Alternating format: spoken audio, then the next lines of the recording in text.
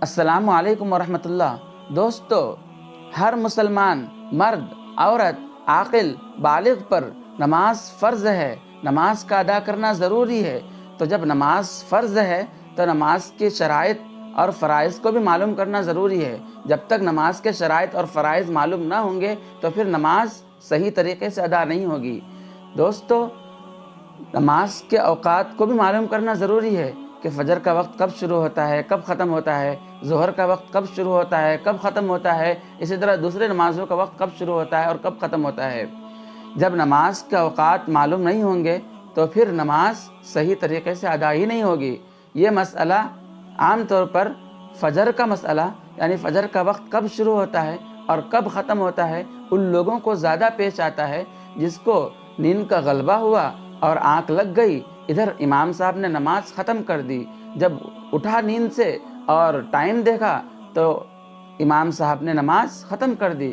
تو ایسے لوگوں کے لیے وقت کا معلوم رہنا بے حد ضروری ہے۔ جب وقت معلوم رہے گا تو پھر وہ شخص جا کے الگ سے بھی نماز ادا کر سکتا ہے۔ اور گھروں میں خواتین کو بھی یہ مسئلہ پیش آتا ہے، تھوڑی دیر آنکھ لگ گئی، نیند کا غلبہ ہوا اور تھوڑی دیر سے آنکھ کھلی تو اب عورتیں یہ سوچنے پہ مجبور ہو جاتی ہے کہ کیا نماز کا وقت باقی ہے یا نماز کا وقت ختم ہو گیا۔ تو آئیے میں آپ کو آج اس ویڈیو میں، اس کلپ میں فجر کی نماز کے وقت کے بارے میں بتانے جا رہا ہوں۔ تو دوستو، فجر کی نماز کا وقت صبح صادق سے شروع ہوتا ہے اور سورج کے نکلنے تک باقی رہتا ہے۔ صبح صادق کہا جاتا ہے، ایک صبح کاذب ہوتا ہے اور ایک صبح صادق۔ صبح کاذب یعنی آسمان میں سفیدی پھیلنے لگتی ہے اور زمین میں اندھیرا ہی باقی رہتا ہے ابھی۔ اس کے بعد تھوڑی دیر کے بعد سفیدی پھیلنے لگتی ہے اور پھر زمین میں بھی اس کی سفیدی ظاہر ہونے لگتی ہے، تو اس کو صبح صادق کہا جاتا ہے۔ اس وقت سے نماز، فجر کی نماز کا وقت شروع ہوتا ہے اور باقی رہتا ہے سورج کے طلوع ہونے تک۔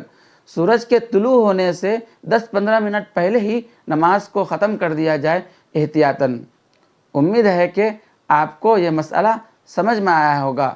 اور یہاں یہ بھی یاد رکھیے کہ جیسے ہی سورج طلوع ہونے لگا اب قضا شروع ہو گیا، قضا کا وقت شروع ہو گیا۔ اب اگر کوئی شخص چاہے کہ میں نماز ادا کر لوں جلدی جلدی میں تو پھر اس کی نماز نہیں ہوگی، کیونکہ قضا کا وقت شروع ہو گیا۔